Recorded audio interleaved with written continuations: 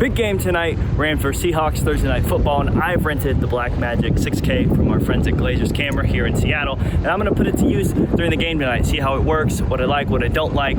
So Thursday Night Football, BlackMagic 6K, fired up, let's do it. We're live here, I'm your host, Daniel Mogg.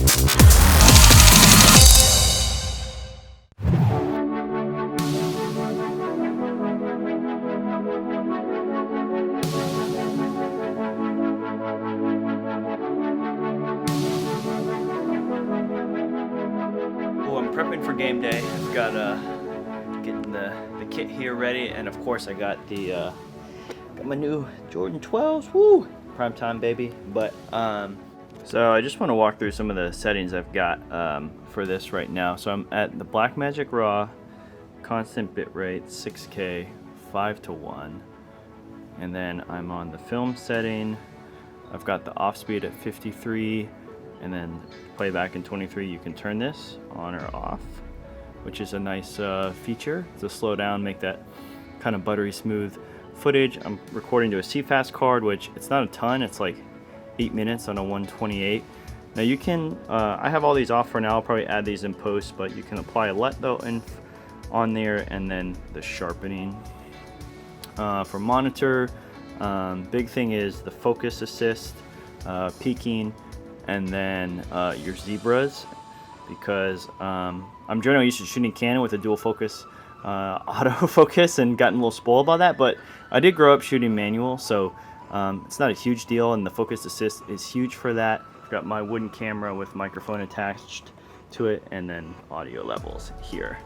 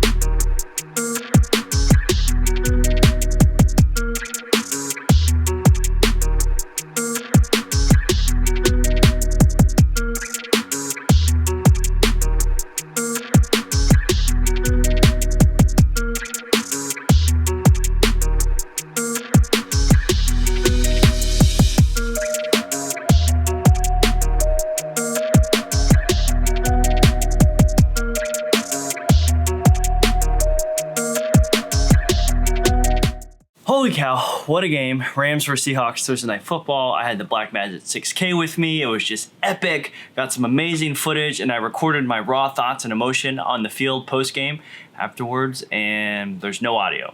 So I'm not sure what happened. As I've said before, I've been doing this for a while, and things still happen to me that are unfortunate. So I was hoping to include that in this video, but it looks like it's not the case. And I want to just kind of share my overall thoughts on the BlackMagic 6K, what I love about it, what I didn't particularly like about it, and just overall how this camera fits into the sports media and sports content space. And just a little precursor before I get into this kind of review and my thoughts. I've never shot on BlackMagic before, so I know there's people that have, people that haven't, but just a small disclaimer, I've never shot on a BlackMagic camera before. First thing that I love about this camera is the image quality. I thought it was fantastic, and it reminded me a lot of the Alexa footage that I've used and shot before. Not to say that it is the Alexa, but just the look and the feel, the way that you kind of handled it in post-production reminded me a little bit of the Alexa footage, which is awesome considering that it's only a $2,500 camera versus, you know, how much an Alexa camera costs. I did shoot most of the stuff during the day. I didn't shoot a whole lot at night. I did shoot during the game at night, but obviously it's really well lit, so I didn't really get to do a low light test, but everything that I shot during the day was fantastic. And then the two file types I really worked between was the 6K RAW, because that's obviously what I'm renting the camera for, to see how that 6K RAW holds up, and then at 4K ProRes HQ. In the 6K RAW is awesome to have all that extra space, but I was very impressed with the 4K HQ ProRes footage because you were able to natively look at it in real time, and then the color grading post-production on the back end was awesome. The second thing that I love was the slow-mo and just the off-speed option on it. You can set it to shoot in 50 frames per second on 4K and 6K, and then slow it down in real time at 23.98, which is pretty much what I almost shot all of this footage in, and I just really love the look of it, matching the image quality along with the slow-mo. I just thought it looked beautiful.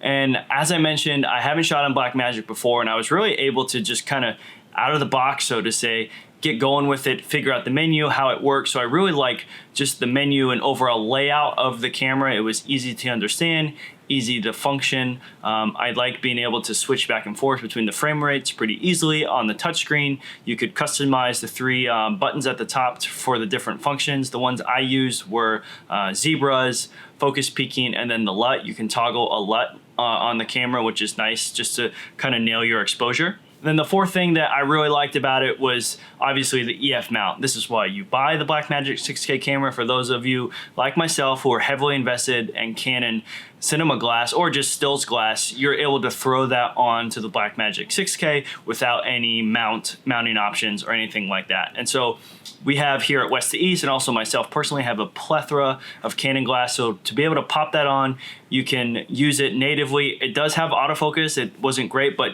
there was an autofocus button on there, and it did work natively with the Canon EF lenses. So upon using it, I actually was like loving this camera straight away because of the image quality. They're obviously not all the bells and whistles that some of the other cameras have, but I really loved the look of the image quality. It was very cinematic, and when things kind of went a little sour for me were the Blackmagic, the RAW plugin. Now there's actually an option to go on the Blackmagic site and download a plugin for free and use it with Premiere. I shot some test footage, I put it onto my computer, everything was great. And when I put it onto a timeline, it was really weird. I was getting this crazy overexposure look, almost as if I had thrown a LUT on there or something, and I had no idea where it was coming from. I hadn't touched the file, I hadn't done anything to it. So I'm not sure what that is, but I did bring it into DaVinci Resolve and export a test clip and had zero issues at all. So if I were a betting man, I would say it's probably just an issue with Blackmagic and the Premiere plugin. I know it's new. So once that's fixed, I think that would be way more appealing for me to either purchase or use this camera more. But honestly, just right now, without that reliability, it's hard to say that I would want to use this camera. So I honestly was pretty frustrated by it because I was stoked with the image quality that I was getting. But upon exporting it and seeing it in my timeline, it was pretty frustrating. And, you know, if I had a professional job or whatnot, had a tight deadline and was getting this issue, I would have been pretty nervous about it. So I don't know that I could recommend it for anything of that nature at this moment. Second thing I wasn't a huge fan of was the battery life. Yes, it's as awful as everybody says. Thankfully, we have a ton of LPE6 batteries from Canon, and I just really used it for 24 hours. So I will say, however, at 4K ProRes, the battery, I definitely saw better performance than shooting 6K, which makes sense because 6K is just a beast. Another not so big surprise would be the autofocus function. Yes, there was a function, but there's no dual pixel autofocus that I've gotten accustomed and spoiled to over the years shooting on Canon. Now, I don't really mind the manual focus. It's, I started on a 5D Mark II and had to do manual focus, so I'm used to running, gunning, and focusing on the fly. It's not ideal. I did enjoy the focus peaking feature on the camera. It made it a heck of a lot easier. But yes, do not get this camera if you're looking to do autofocus or tracking or whatnot. So in conclusion, my final thoughts on the Blackmagic 6K camera. I think that honestly, the image quality makes it super, super appealing to me. I mean, based on the value, right? It's all about the value. This is a $2,500 camera where an Alexa or Red is going to cost you, between $20,000 to $50,000. So to get that type of image quality for that price is amazing.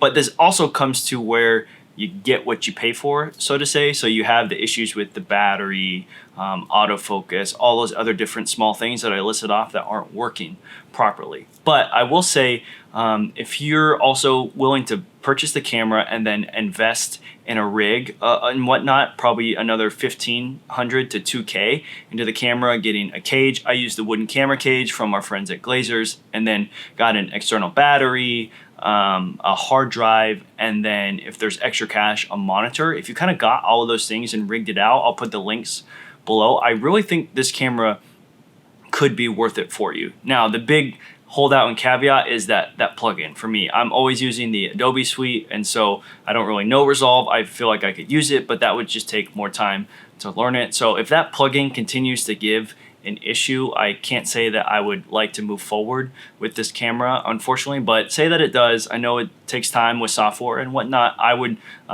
very much be intrigued by this camera, and I think the biggest thing for how it fits into sports content and sports media would be as an interview camera. Your focus is set, there's not too much drifting.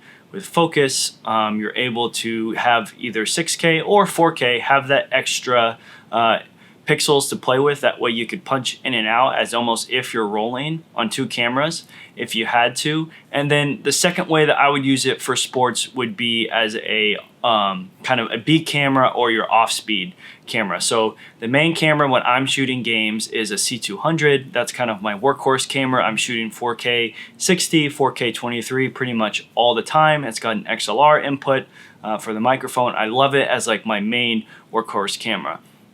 And where the 6K camera I thought really fit in well for me was once I kind of felt that I got the content and the shots that I needed, I was able to pull this out and use it for those beauty shots and really get either fans in slow motion, get some of the action on the field, just kind of the extra stuff that really pushes along the storytelling, either with slow-mo or just really getting more details. Now, I don't know what your workflow is, so my best recommendation would be to rent the BlackMagic 6K and kind of make the assessment for yourself. Everyone's situation is different, so your might be similar to mine or completely different from mine, and you really won't know until you put the camera through the paces to determine if this is a good fit for you. So the BlackMagic Camera 6K, I thought the image was beautiful. I love working and grading with it in post, the 4K files, and if that 6K plugin issue gets figured out, I think this would be something I would definitely be interested in adding to my toolkit.